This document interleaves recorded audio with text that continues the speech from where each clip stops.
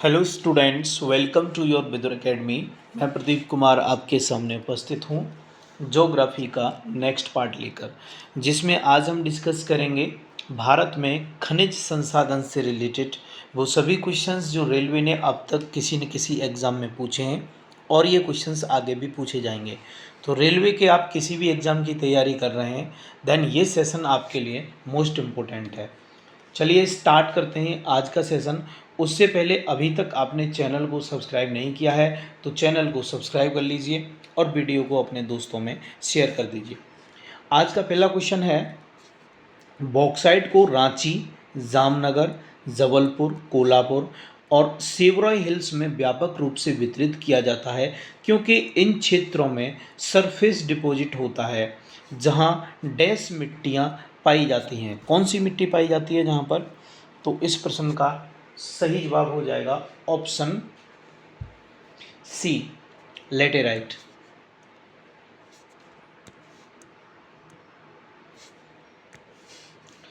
Bauxite tertiary युग में निर्मित लेटेराइट सेलों से संबंधित है जो एल्यूमिनियम का ऑक्साइड है। यह अवशिष्ट अपक्षय का प्रतिफल है जिससे सिलिका का निक्षालन होता है। यह लौह भस्म के रूप में प्राप्त होता है। बॉक्साइट में 55 से 65% एल्यूमिना की मात्रा पाई जाती है। यह मुख्य रूप से रांची, जामनगर, जबलपुर, कोल्हापुर और सेवराय हिल्स के क्षेत्रों में प्राप्त होती है। अगला क्वेश्चन है, बांदा, सोनभद्र और मिर्ज़ापुर जिलों में कौन सा खनिज पाया जाता है? तो इसका सही जवाब हो जाएगा option A, dolomite. Banda, Sonbhadra और मिर्ज़ापुर जिलों में डोलोमाइट खनिज पाया जाता है। बांदा, सोनभद्र और मिर्ज़ापुर जिलों में डोलोमाइट खनिज पाया जाता है। चूना पत्थर में मैग्नीशियम की मात्रा यदि 10% से अधिक हो तो वह डोलोमाइट कहलाता है।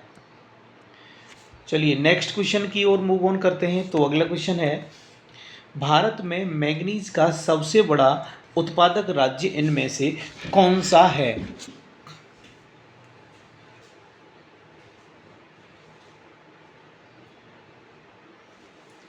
तो इस प्रश्न का सही जवाब है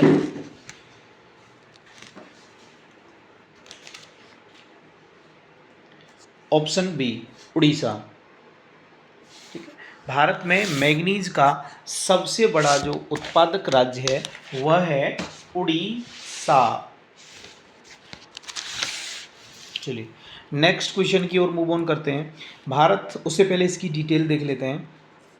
भारत में मैग्नीज का सबसे बड़ा उत्पादक राज्य उड़ीसा है। कर्नाटक राज्य की कोलार खान से सोना उत्पादन के लिए प्रसिद्ध है। कर्नाटक राज्य की कोलार खान से सोना उत्पादन के लिए फेमस है। मैग्नीज अयस्क के उत्पादन में भारत विश्व स्तर पर दक्षिण अफ्रीका, चीन एवं ऑस्ट्रेलिया के बाद चौथे स्थान पर है। लौह अयस्क के निर्माण में मैग्नीज एक महत्वपूर्ण अवयव है। मैग्नीज का उपयोग शुष्क बैटरी के निर्माण में किया जाता है।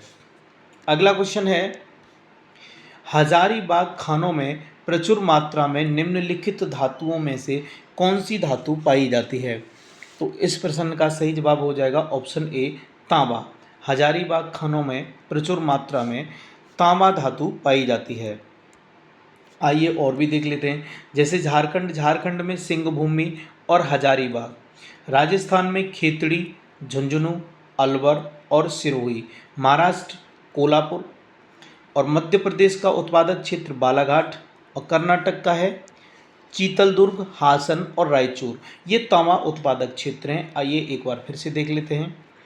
झारखंड में हो गया सिंहभूमि और हजारीबाग, राजस्थान का खेतड़ी, झुंझुनू, अलवर और सिरोही, महाराष्ट्र का कोल्हापुर, मध्य प्रदेश का बालाघाट, कर्नाटक का चीतलदुर्ग, हासन और रायचूर। अगला क्वेश्चन है कि अनंतपुर जिले में रामगिरी डैश के लिए प्रसिद्ध है? तो इसका सही जवाब हो जाएगा ऑप्शन सी, गोल्ड फील्ड के लिए प्रसिद्ध है अनंतपुर जिले में रामगिरी।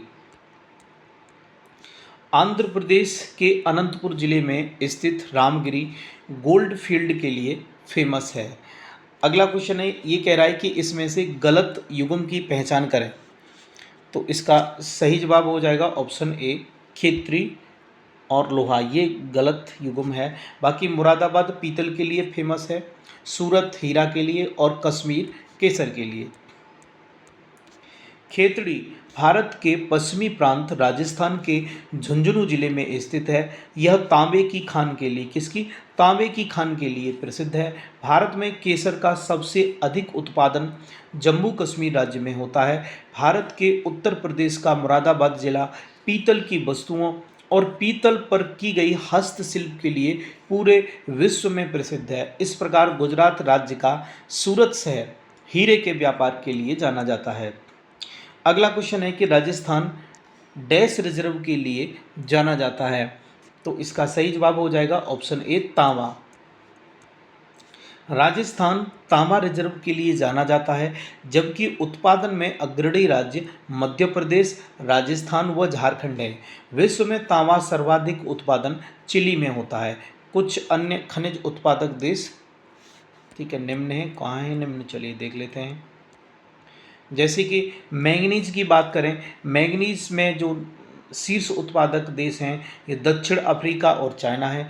लोहा में चाइना और ऑस्ट्रेलिया, बॉक्साइट में ऑस्ट्रेलिया और चाइना, चांदी में मैक्सिको और पेरू, यूरेनियम में कजाकिस्तान कनाडा, पेट्रोलियम में सऊदी अरब अमेरिका और थोरियम में भारत और अमेरिका। अगला क्वेश्चन है केजीएफ।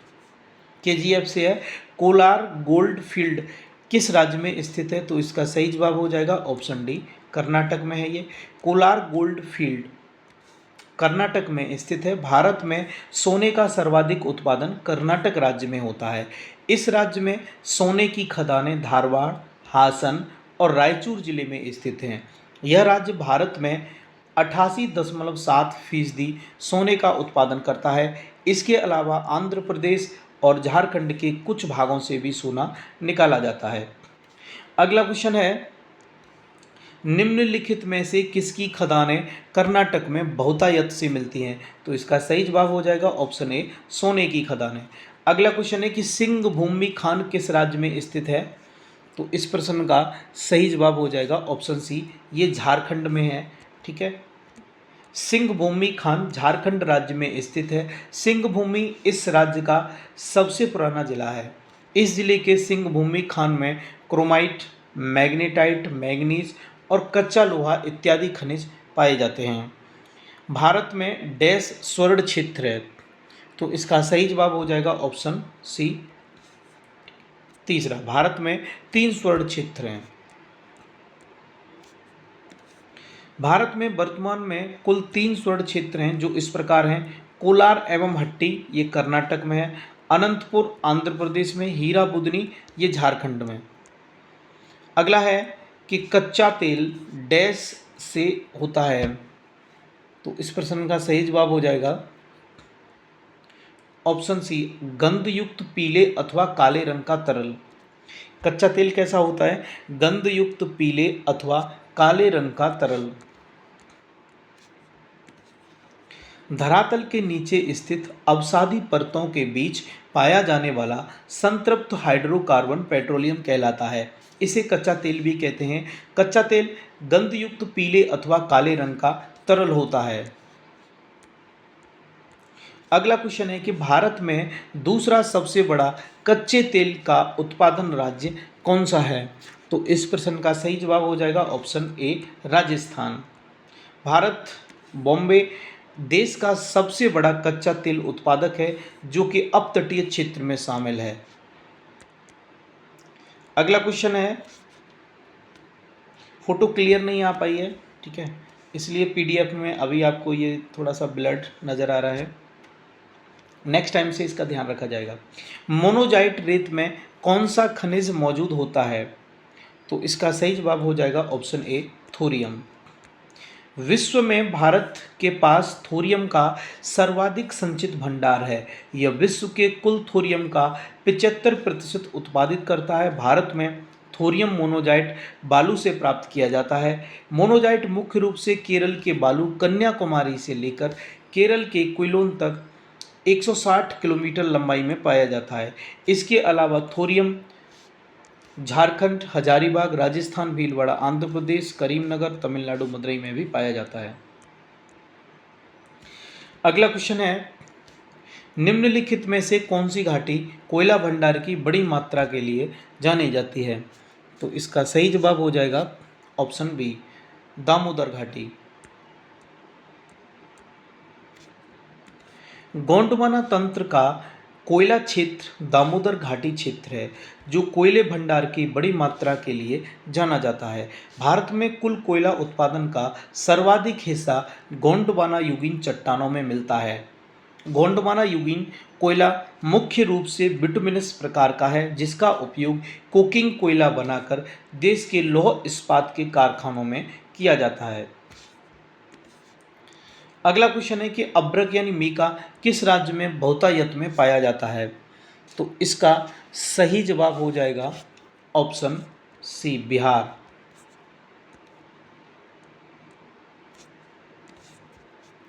अभ्रक सीट के उत्पादन में भारत का विश्व में प्रथम स्थान है, जबकि भारत के आंध्र प्रदेश में सर्वाधिक भंडारण 41% पाया जाता है।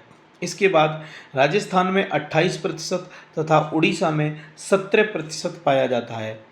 प्रश्न काल के समय अभ्रक भंडार की दृष्टि से क्रम से आंध्र प्रदेश, बिहार, राजस्थान, झारखंड प्रमुख राज्य थे। अभी इनका सीक्वेंस क्या है आप एक बार चेक कर लेना और कमेंट बॉक्स में टाइप करके बताना। मयूरभंज खानें निम्नलिखित धातुओं में से किसके लिए जानी जाती हैं? तो इस प्रश्न का सही जवाब हो जाएगा ऑप्शन ए, ये लौह अयस्क के लिए जानी जाती हैं मयूरभंज खानें।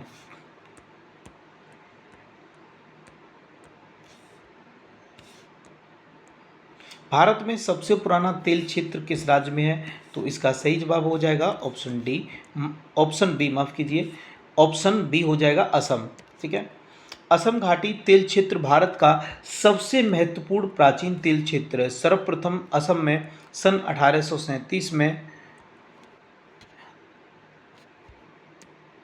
अब ये क्या है आप पढ़ लीजिए, चलिए देख लेते हैं थोड़ा सा। डिगबोई भारत के असम राज्य के तिनसुकिया जिले के उत्तर पूर्वी हिस्से में स्थित एक छोटा सा नगर है, जहां वर्ष 1901 में एशिया की पहली रिफाइनरी को शुरू किया गया था। डिगबोई को तेल की नगरी के रूप में जाना जाता है। भारत के अन्य तेल उत्पादक क्षेत्र हैं बॉम्बे और ये अंकलेश्वर और केजी बेसिन।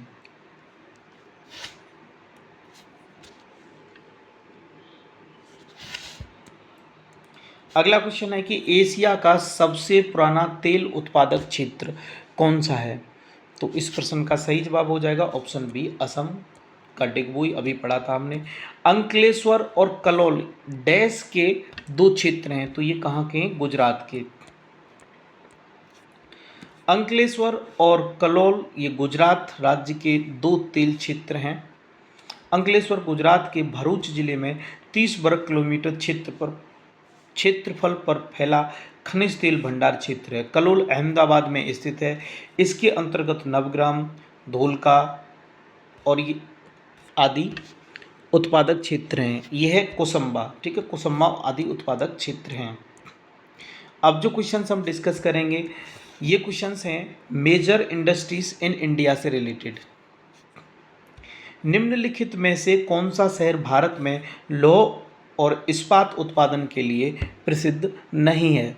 तो इसका सही जवाब हो जाएगा ऑप्शन ए, सूरत। भिलाई, जमशेदपुर, बोकारो ये लौह इस्पात के लिए फेमस हैं। भारत में लौह और इस्पात उत्पादन के लिए प्रसिद्ध शहर भिलाई, बोकारो और जमशेदपुर हैं। सूरत शहर कपड़ा उद्योग और डायमंड कटिंग और पॉलिशिंग के लिए फेमस है, न कि लौह इस्पात के लिए। अगला क्वेश्चन है कि इनमें से कौन सा शहर भारत की सिलिकॉन वैली के रूप में जाना जाता है? तो इस प्रश्न का सही जवाब हो जाएगा ऑप्शन ए, बेंगलुरु। ये तो बहुत काफ़ी ब्लर्ड है, धुंधला है, दिख नहीं रहा। निम्नलिखित में से किस वर्ष में इंडियन ऑयल कॉरपोरेशन की स्थापना की गई थी? तो इसका सही जवाब हो जाएगा ऑप्शन ए, 1959 में।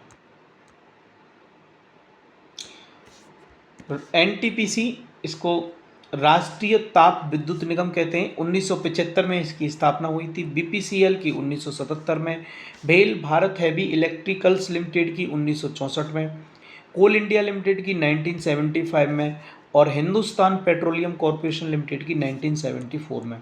आपको ये डेट पता होनी चाहिए, एग्जाम के पॉइंट ऑफ व्यू से इंपॉर्टेंट है। कोल इंडिया लिमिटेड की स्थापना कब हुई थी?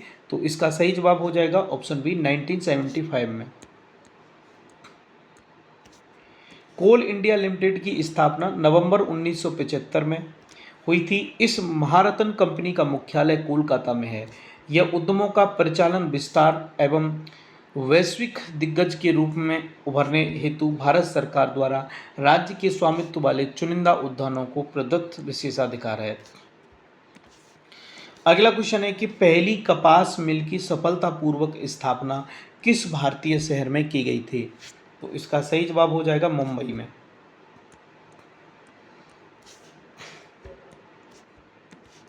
भारत में पहली कपास मिल सूती वस्त्र उद्योग 1818 में कलकत्ता के समीप फोर्ट ग्लास्टर में स्थापित की गई थी, किंतु यह असफल रही। सबसे पहले सफल आधुनिक सूती वस्त्र कारखाना 1854 में बंबई में कावसजी नानाभाई डाबर द्वारा खोला गया, जिसमें 1856 से उत्पादन प्रारंभ हुआ। सूती वस्त्र उद्योग एक ऐसा उद्योग है जो अत्यधिक लोगों को रोजगार उपलब्ध कराता है। सूती वस्त्र के लिए मुंबई प्रसिद्ध तथा रेशम साड़ी के लिए बनारस प्रसिद्ध है। अगला क्वेश्चन है कि असम में सबसे पहले तेल कुआं कहाँ खोजा गया था? तो इसका सही जवाब हो जाएगा ऑप्शन बी डिगबोई में। डिगबोई नगर असम राज्य की तेल नगरी के नाम से जाना जाता है। यह असम के तिनसुकिया जिले के उत्तर पूर्वी हिस्से में स्थित है। भारत में सर्वप्रथम खनिज तेल का कुआं ऊपरी असम के माकुम क्षेत्र में 1867 ईस्वी में खोजा गया था। उल्लेखनीय है कि असम का पहला तेल कुआं डिगबोई में वर्ष 1889 में खोदा गया। वर्ष 1901 में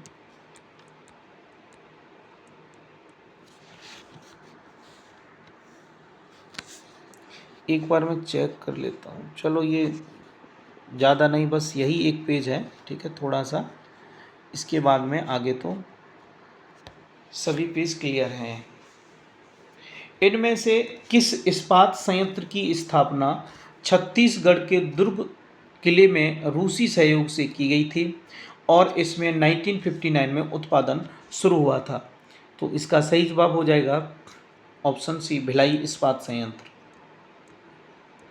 देखिए, राउरकेला कहाँ पर है? ये उड़ीसा में है और जर्मनी इसका सहायक देश था। 1955 में इसकी स्थापना हुई थी। बोकारो झारखंड में, रूस इसका सहायक देश था। 1964 में इसकी स्थापना हुई थी। दुर्गापुर पश्चिम बंगाल में ब्रिटेन की सहायता से, ठीक है, और 1956 में।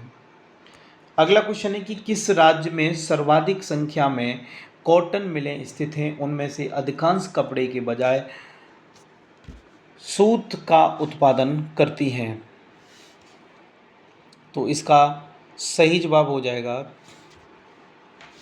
Option A Tamil Nadu.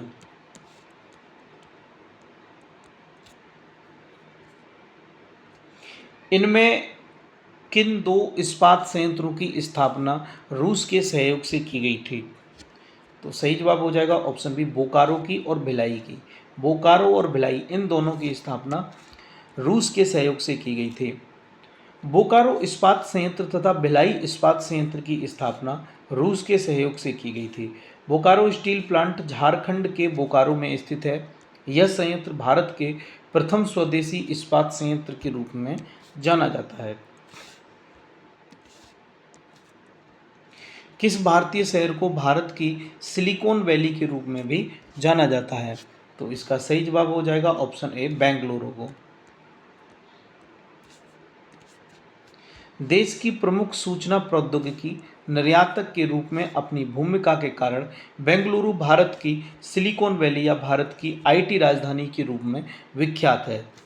इस शहर में भारतीय तकनीकी संगठन इसरो, इन्फोसिस, विप्रो और HAL का मुख्यालय है।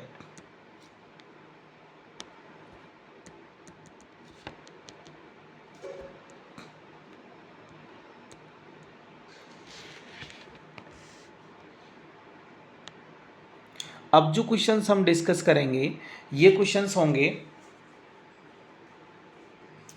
अभी हाल ही में आरआरबी एनटीपीसी के ग्रेजुएट लेवल वाले जो एग्ज़ाम हुए थे वहाँ से जो एनालिसिस के क्वेश्चंस हैं, ठीक है, वहाँ से जितने भी एग्ज़ाम हुए हैं उनका एनालिसिस यहाँ पर आपको मिलेगा और साथ में ही एक्सपेक्टेड क्वेश्चंस भी होंगे, ठीक है, जो कि अपकमिंग एग्ज़ाम 12th लेवल वाला आरआरबी एनटीपीसी का उसके लिए काफ़ी मोस्ट इम्पोर्टेंट हैं ये। तो चलिए देखते हैं। जैसे कि WPL 2025 का फाइनल किसने जीता था, तो इसका सही जवाब हो जाएगा मुंबई इंडियंस ने जीता था दिल्ली कैपिटल्स को हराकर 8 रन से। यह महिला प्रीमियम लीग का तीसरा सीजन था। टूर्नामेंट 4 स्थानों पर खेला गया था। कौन कौन से स्थान थे ये, जैसे बेंगलुरु, लखनऊ, मुंबई और वडोदरा में। अगला क्वेश्चन है कि WPL 2025 का फाइनल मैच किस स्टेडियम में खेला गया, तो मुंबई के ब्रेबॉर्न स्टेडियम में खेला गया था। ये क्वेश्चंस अभी जो एग्ज़ाम आने वाला है आरआरबी एनटीपीसी CBT 1 का 12th लेवल वाला, उसमें आपको देखने मिलेंगे, ठीक है, क्वेश्चंस कई सारे रिपीट होंगे। और साथ में ही जो छात्र आरआरबी एनटीपीसी CBT 2 की तैयारी कर रहे हैं उनके लिए भी ये सेशन मोस्ट इंपॉर्टेंट है, क्योंकि वहाँ पर भी यहीं से क्वेश्चन देखने मिले, क्योंकि सिलेबस तो सेम है, सिलेबस बिल्कुल भी अलग नहीं है। तो प्रतिभागी कितने थे, 5, और मैच कितने हुए, तो 22। श्रृंखला का सर्वश्रेष्ठ प्लेयर कौन था, नेट साइबर ब्रंट, और सर्वाधिक रन इसने ही बनाए थे, ठीक है, 523। सर्वाधिक विकेट किसने लिए थे, आमेलिया किर ने। भारत के पहले कैग कौन थे, वी नरहरि राव। करंटली कौन है, के संजय मूर्ति। पाइका विद्रोह, चलिए देखिए पाइका विद्रोह से देख लेते हैं। पाइका विद्रोह कहाँ हुआ था, उड़ीसा में, और यह एक सशस्त्र विद्रोह था। 1817 में बक्सी जगबंधु के नेतृत्व में यह उड़ीसा में हुआ था। हम बात कर रहे हैं पाइका विद्रोह की। अगला, ताना भगत आंदोलन, ये 1914 से 1920 के बीच ब्रिटिश भारत के छोटा नागपुर क्षेत्र में हुआ था। किसके द्वारा हुआ था, कौन सी ट्राइब्स के, कौन सी जनजाति के द्वारा हुआ था, तो ये हुआ था उराव जनजाति के द्वारा हुआ था। हम बात कर रहे हैं ताना भगत आंदोलन की, जिसका टाइम पीरियड है 1914 से 1920, ब्रिटिश भारत के छोटा नागपुर क्षेत्र में हुआ था। अगला है कि मई 2025 में किस दक्षिण अमेरिकी देश ने चीन की बेल्ट एंड रोड इनिशिएटिव में शामिल होने की घोषणा की, तो इसका सही जवाब हो जाएगा कोलंबिया। अगला क्वेश्चन देखिए, यहाँ पर वेदांत कॉलेज की स्थापना किसने की थी, राजा राम मोहन राय ने की थी 1825 में। अगला क्वेश्चन है कि 97वां कॉन्स्टिट्यूशनल अमेंडमेंट, ये CA का मतलब क्या है, कॉन्स्टिट्यूशनल अमेंडमेंट मतलब संविधान संशोधन। 97वां संविधान संशोधन किससे जुड़ा है, तो आइए समझते हैं। इसके तहत संविधान में एक नया भाग 9B को जोड़ा गया, जिसका शीर्षक था सहकारी समितियां। साथ ही इसमें आर्टिकल 43B को भी जोड़ा गया। चलिए इसी के साथ हम देख लेते हैं आर्टिकल 19(1) का C।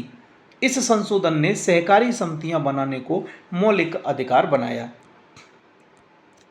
अगला क्वेश्चन है कि एग्जाम्पल ऑफ केमिकल रिएक्शन। देखिए केमिकल रिएक्शन के एग्जाम्पल देख लेते हैं, जैसे दूध से दही बनना बिल्कुल केमिकल रिएक्शन है, और लोहे पर जंग लगना ये भी केमिकल रिएक्शन है।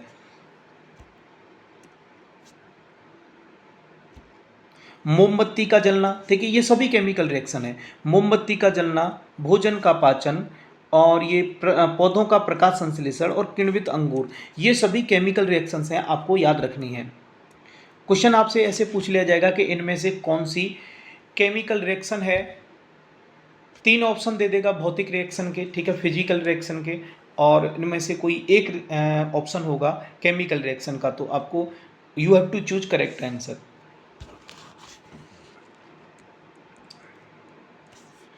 अगला क्वेश्चन है कि 24 डिग्री के ऊपर शहर इन इंडिया। देखिए दिल्ली कितना है, 28.61 डिग्री नॉर्थ।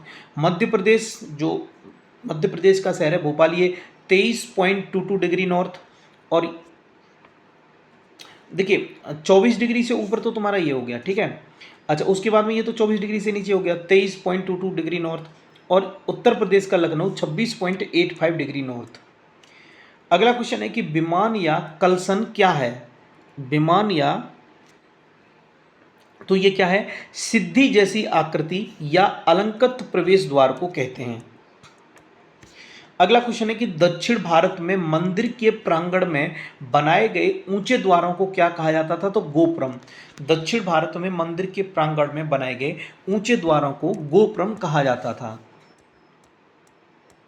आगे देखिए, भुक्ति ये किससे संबंधित है, राज्य या प्रांत से। झारखंड सरकार, ठीक है, तो झारखंड मुक्ति मोर्चा इसने 81 में से कितनी 56 सीटें जीती।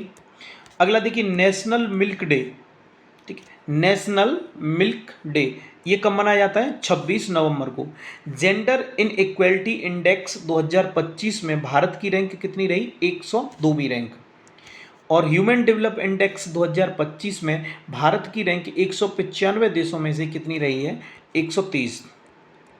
आगे देखते हैं कि भारत जलवायु परिवर्तन प्रदर्शन सूचकांक में 2025 में कौन से नंबर पर है, 10वें नंबर पर। साबरमती नदी के बारे में जान लेते हैं। ये अरावली पर्वतमाला में राजस्थान के उदयपुर जिले में तेपुर गांव के पास से बहती है, ठीक है।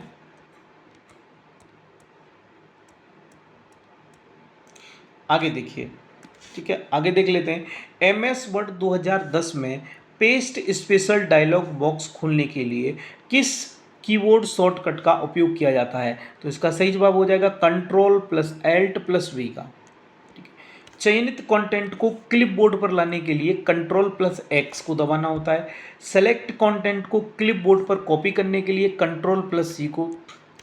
क्लिपबोर्ड की कंटेंट पेस्ट करना Ctrl+V। और टेक्स्ट को सेंटर पर करना क्या होता है, Ctrl+E। ठीक है, टेक्स्ट को बाईं ओर ले जाना, ठीक है, बाईं ओर अलाइन करना, ये Ctrl+L। अगला क्वेश्चन है कि जल जीवन मिशन की हालिया उपलब्धि क्या है, तो 15 करोड़ ग्रामीण परिवारों को नल जल कनेक्शन उपलब्ध कराना, यही जल जीवन मिशन की हालिया उपलब्धि है। अगला क्वेश्चन है कि महिला आरक्षण अधिनियम 2023 ये किससे संबंधित है, तो 106वां कॉन्स्टिट्यूशनल अमेंडमेंट हुआ था, संविधान संशोधन, यह किससे संबंधित है, तो यह संबंधित है महिला आरक्षण अधिनियम 2023 से। और इसके तहत क्या हुआ था, इसके तहत महिलाओं को लोकसभा और राज्य विधानसभाओं में आरक्षण दिया गया था। ठीक है, देखिए पाचन क्रिया का जो क्रम है ना, वो देख लेते हैं कि भोजन कैसे डाइजेस्ट होता है हमारी बॉडी में। तो उसका क्रम ये आप एक बार देख लीजिए, ingestion, digestion, absorption, assimilation, egestion. वैश्विक भूख सूचकांक प्रकाशित किया जाता है, ये किसके द्वारा, तो ये किया जाता है concern wild life and wealth under wealth concern world wide and wealth वंगर लाइफ क्या है, ये आप देख लेना एक बार, ठीक है, इसको एक बार गूगल कर लेना, देख लेना। ये अभी ये क्या है, ठीक है, समझ नहीं आ पा रहा है। महानदी की कुल लंबाई कितनी है, तो महानदी की लंबाई है 858 किलोमीटर। और महानदी पर ही देखिए हीराकुंड बांध है जो बहुत मोस्ट इंपॉर्टेंट है, गंगरेल बांध है और दुधवा बांध है। ठीक है, ये डायरेक्ट आपको एग्जाम में देखने को मिलेंगे। यहाँ पर हम पूरा एग्जाम ओरिएंटेड कंटेंट लेकर के चल रहे हैं जो आपको एग्जाम में डायरेक्ट देखने को मिलेगा। बाएं तट की सहायक नदियों की बात करें तो ये कोई शिवनाथ हो गई, हंसदेव, मांड, ओब। और दाएं तट की महानदी की बात कर रहे हैं, महानदी की बाएं तट की कौन कौन सी हैं, शिवनाथ, हंसदेव, मांड, एब। और दाएं तट की ये ओंग, तेल और जौंक, ये हो गई दाएं तट की। यह प्रायद्वीपीय भारत की तीसरी सबसे बड़ी नदी तंत्र है महानदी। अगला क्वेश्चन, 320 ईस्वी से 550 ईस्वी के बीच भारत पर किसका राजवंश था, तो गुप्त वंश का था। ठीक है, कौन से वंश का, गुप्त वंश का। चंद्रगुप्त प्रथम की बात करें तो 320 से 330 ईस्वी। समुद्रगुप्त प्रथम की बात करें तो 330 से 380 ईस्वी। चंद्रगुप्त द्वितीय 380 से 415 ईस्वी। कुमारगुप्त 415 से 455 ईस्वी। हेमंत सोरेन ये कौन है, ये झारखंड के चौथी बार सीएम चुने गए हैं हेमंत सोरेन। कर्क रेखा मध्य प्रदेश के किस जिले से होकर गुजरती है, तो भोपाल से होकर गुजरती है। एंटीबायोटिक शब्द ये किसके द्वारा गढ़ा गया था, तो ये एम पर्ल के द्वारा गढ़ा गया था एंटीबायोटिक शब्द। वैश्विक भुखमरी सूचकांक 2024 में भारत का स्थान क्या है? 105वां। पेरिस 2024 पैरालंपिक में इंडिया ने कितने पदक जीते थे? 18। रंगावती ये कहाँ का है? ये है उड़ीसा का। ठीक है, रंगावती। अगला है 1909 में आईएनसी के लाहौर अधिवेशन की अध्यक्षता किसने की थी? तो ये की थी मदन मोहन मालवीय ने। 1909 के इंडियन नेशनल कांग्रेस के लाहौर अधिवेशन की अध्यक्षता किसने की थी? मदन मोहन मालवीय ने। और ये कांग्रेस के 4 बार अध्यक्ष रहे। ठीक है, देखिए दादा भाई नौरोजी की बात करें, दादा भाई नौरोजी ने सबसे पहले अध्यक्षता की थी 1886 में, फिर 1893 में, मतलब कांग्रेस का जो दूसरा अधिवेशन हुआ था उसकी अध्यक्षता दादा भाई नौरोजी ने की थी, क्योंकि पहला अधिवेशन 1885 में हुआ था। ठीक है, और दूसरा अधिवेशन कब हुआ? 1886 में, जिसकी अध्यक्षता दादा भाई नौरोजी ने की। उसके बाद में 1893 में की, और उसके बाद में इन्होंने 1906 में की। वहीं अगर हम बात करें विशन नारायण धर की, तो विशन नारायण धर ने कांग्रेस की अध्यक्षता की थी 1911 में। और 1920 में किसने की थी? देखिए, लाला लाजपत राय ने की थी, सी विजयराघवाचार्य ने की थी। ठीक है, और कहाँ पर? कलकत्ता, और यहाँ पर ये क्या है? रामपुर में। ठीक है, नागपुर। ठीक है, नागपुर है। 1921 में चितरंजन दास ने की थी, कहाँ पर? अहमदाबाद में। ठीक है, 1921 में कांग्रेस के अधिवेशन की अध्यक्षता किसने की थी? चितरंजन दास ने, अहमदाबाद में। 1922 में चितरंजन दास ने, ये गया में की थी, बिहार में है ये। 1923 में अबुल कलाम आज़ाद ने की थी, ये दिल्ली में है। और 1924 में महात्मा गांधी ने की थी, ये बेलगाम में है। 1926 में एम श्री निवास अयंगर ने की थी, गुवाहाटी में। और 1927 में मुख्तार अहमद अंसारी ने मद्रास में। 1928 में मोतीलाल नेहरू ने कलकत्ता में। और 1929 में जवाहरलाल नेहरू ने लाहौर में। काफ़ी मोस्ट इंपोर्टेंट है ये। ठीक है, 1929 में जवाहरलाल नेहरू ने लाहौर में कांग्रेस के अधिवेशन की अध्यक्षता की थी। अगला क्वेश्चन, कोणयाक जनजाति ये किससे है? ठीक है, नागालैंड से संबंधित है, नागालैंड में है ये। जीएसएलवी की फुल फॉर्म देखिए, जियो सिंक्रोनस सैटेलाइट लॉन्च व्हीकल। इसकी फुल फॉर्म पूछ लेता है यहाँ कई बार ना, लॉन्च की जगह लॉन्चिंग लिख देता है। ठीक है, लॉन्चिंग लिख देता है तो आप कंफ्यूज हो जाओगे। ठीक है, इसलिए आप याद रखिए कि जीएसएलवी की जो फुल फॉर्म है वो है जियो सिंक्रोनस सैटेलाइट लॉन्च व्हीकल, इसमें आईएनजी नहीं होता। चलिए अब हम देख लेते हैं कि राज्य पशु, जैसे महाराष्ट्र की बात करें, महाराष्ट्र का राज्य पशु क्या है? गिलहरी है। वहीं राज्य पक्षी की बात करें तो पीले पैरों वाला हरा कबूतर। वृक्ष की बात करें तो मैंगीफेरा इंडिका। पुष्प यहाँ का क्या है? भारत का गौरव, जिसे जरूल भी कहते हैं। गोवा, ठीक है, इसकी देखिए गोवा का राजधानी तो पणजी है, लेकिन यहाँ का राज्य पशु क्या है? गौर। हिमाचल प्रदेश का हिम तेंदुआ, और हरियाणा का क्या है? ब्लैक बक, कृष्णमर। Power within the leadership legacy of Narendra Modi, ये पुस्तक किसकी है? ये है डॉक्टर BR सुब्रमण्यम की। अगला क्वेश्चन है कि क्रोम ब्राउजर में दाईं ओर जाने वाले प्रत्येक खुले टैब के माध्यम से जाने के लिए कौन सी शॉर्टकट की दबानी होती है? Ctrl+Tab। पूर्वी घाट की सबसे दक्षिणी पहाड़ी कौन सी है? सेवरॉय पहाड़ियाँ। पूर्वी घाट की सबसे दक्षिणी पहाड़ी है सेवरॉय पहाड़ी। बेतला राष्ट्रीय उद्यान कहाँ है? ये झारखंड के लातेहार जिले में है। IOC इंटरनेशनल ओलंपिक कमेटी की पहली महिला अध्यक्ष कौन थी? Christie Coventry. अगला है Ctrl+S, यानी दस्तावेज डिस्क फाइल में सहेजा जाता है। Ctrl+S का मतलब क्या है? दस्तावेज डिस्क फाइल में सहेजा जाता है। भारत का पहला यात्री ड्रोन कौन सा था? वरुण। अगला है कि अभिधम्म पिटक क्या है? दार्शनिक मामलों से रिलेटेड है अभिधम्म पिटक। राष्ट्रीय मानवाधिकार आयोग में कितने पूर्णकालिक सदस्य होते हैं? तो इसमें होते हैं 5। और इसका गठन कब किया गया था? 12 अक्टूबर 1993 को। भारत में बहुतायत से पाए जाने वाले वन हैं उष्णकटिबंधीय पर्णपाती वन। पुरानी जलोढ़ मिट्टी को क्या कहते हैं? बांगर। पेप्टाइड, देखिए पेप्टाइड आवंत ये कैसे बनता है, अमीनो एसिड और कार्बोक्सिलिक ग्रुप से बनता है। ईस्ट इंडिया कंपनी के खिलाफ 1799 का पालियाकर विद्रोह कहाँ हुआ था, ये तमिलनाडु में हुआ था। चलिए अब हम देख लेते हैं करंट अफेयर का कुछ पोर्शन। करंट अफेयर में हम आज डिस्कस करेंगे प्रमुख ऑपरेशन से रिलेटेड, प्रमुख ऑपरेशन पढ़ेंगे हम, और ये प्रमुख ऑपरेशन से आपको डायरेक्ट एग्जाम में क्वेश्चन देखने को मिलेंगे। पहला ऑपरेशन देखते हैं, ऑपरेशन डेविलेंट। ये बांग्लादेश द्वारा देश को अस्थिर करने की कोशिश कर रहे लोगों को गिरफ्तार करने के लिए था। ऑपरेशन सद्भाव, ये भारत सरकार द्वारा टाइफून यागी से प्रभावित म्यांमार, लाओस और वियतनाम की मदद के लिए।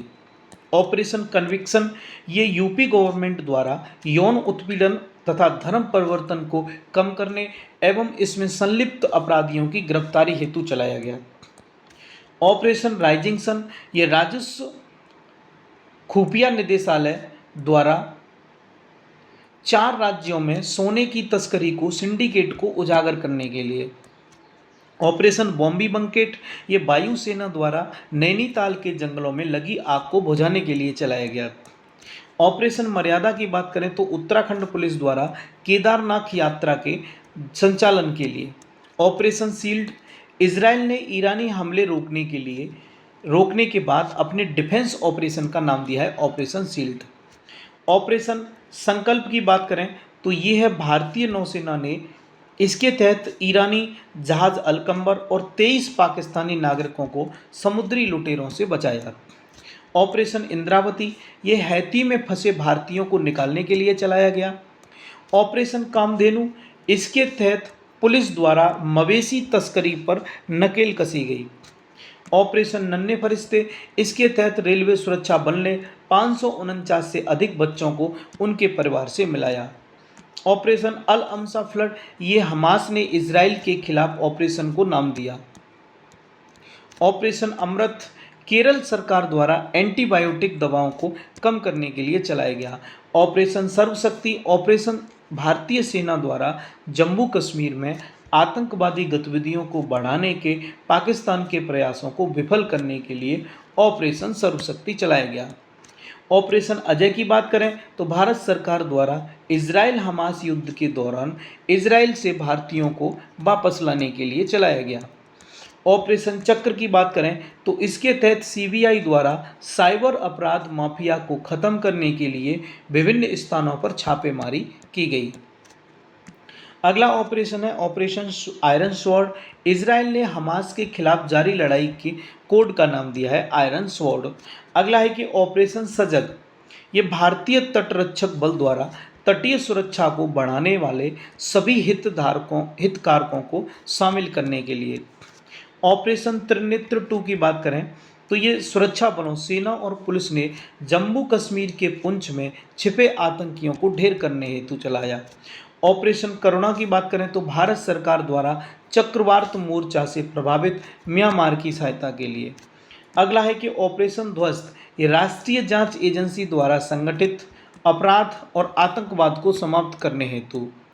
अगला है कि ऑपरेशन कावेरी, भारत सरकार द्वारा युद्धग्रस्त सूडान में फंसे भारतीयों को वापस लाने के लिए।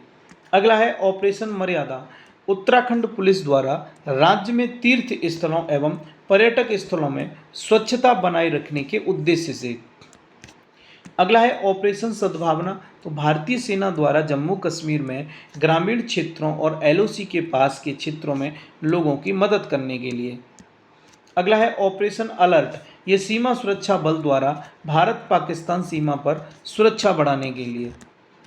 अगला है ऑपरेशन ऑक्टोपस, ये एनआईए एवं ईडी द्वारा पॉपुलर फ्रंट ऑफ इंडिया के विरुद्ध देशों में हिंसा फैलाने एवं टेरर फंडिंग के लिए छापामारी। अगला है ऑपरेशन दोस्त, भारत सरकार द्वारा भूकंप प्रभावित तुर्की और सीरिया की मदद के लिए वायुसेना का C-17 ग्लोब मास्टर विमान लगाया गया। अगला है ऑपरेशन गरुड़, ये सीबीआई द्वारा ड्रग नेटवर्क को खत्म करने के लिए चलाया गया। अगला ऑपरेशन मेघ चक्र, ऑपरेशन मेघचक्र ये सीबीआई द्वारा चाइल्ड पोर्नोग्राफी सर्कुलेट करने वाले लोगों का पता लगाने के लिए। अगला है ऑपरेशन नार्कोस, ये रेलवे सुरक्षा बल द्वारा रेल के माध्यम से नशीले पदार्थों की तस्करी को रोकने के लिए।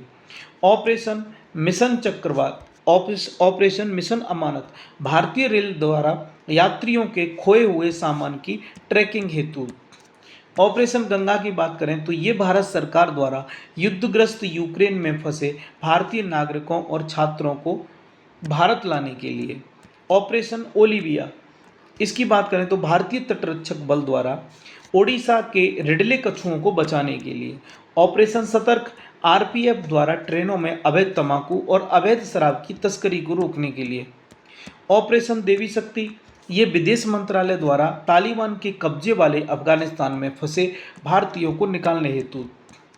ऑपरेशन उपलब्ध, आरपीएफ द्वारा रेलवे टिकट कालाबाजारी पर अंकुश लगाने हेतु लोगों को टिकट उपलब्ध कराने के लिए चलाया गया। ऑपरेशन ब्लू फ्रीडम, सामाजिक न्याय और अधिकारिता मंत्रालय द्वारा सियाचिन ग्लेशियर पर दिव्यांग लोगों को ट्रैकिंग करने के लिए। ऑपरेशन आहट, आरपीएफ द्वारा महिलाओं तथा बच्चों को तस्करों से बचाने के लिए। ऑपरेशन सरधवा, ये आरपीएफ द्वारा राजस्थान के पश्चिमी अंतर्राष्ट्रीय सीमा पर घने कुहासे में घुसपैठ की घटनाओं को रोकने के लिए चलाया गया। तो आज के लिए बस इतना ही, ठीक है। यहाँ से आगे हम नेक्स्ट वीडियो में डिस्कस करेंगे। आज का सेशन आपको कैसा लगा कमेंट बॉक्स में टाइप करके ज़रूर बताइए, और अभी तक आपने चैनल को सब्सक्राइब नहीं किया है तो चैनल को सब्सक्राइब कर लीजिए और वीडियो को अपने दोस्तों में शेयर कर दीजिए। मिलते हैं नेक्स्ट वीडियो में। Thanks for watching.